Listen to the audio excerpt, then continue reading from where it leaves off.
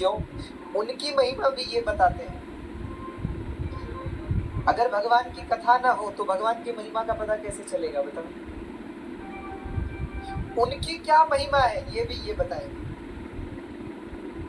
उन तक पहुंचने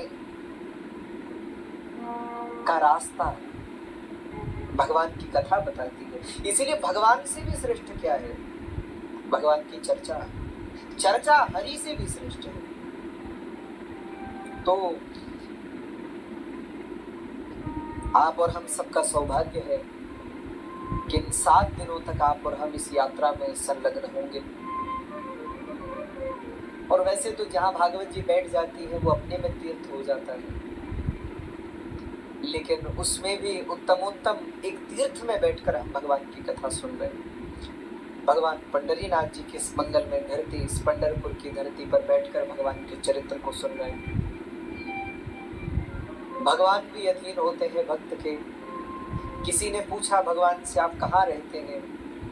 नारद जी ने पूछा है प्रभु आप कहाँ रहते हो, अपना कोई पता बताइए। भगवान ने कहा ना हम वसामि वैकुंठे, मैं वैकुंठ में नहीं रहता है। तो क्या योगियों के पास रहते हो? तो योगिनाम हृदयेन च, योगियों के पास भी नहीं रहता। तो कहाँ रहते हैं आप?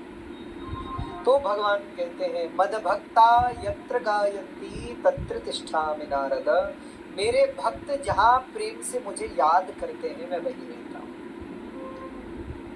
आज आप और हम सब इस प्रांगण में बैठकर भगवान को याद कर रहे हैं।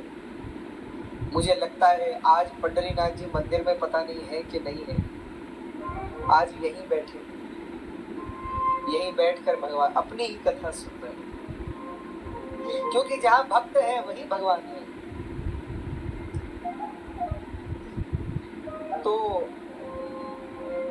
हम सबका बड़ा सौभाग्य है कि इस मंगलमय धरती, जिस धरती पर देखो पंढरपुर की महिमा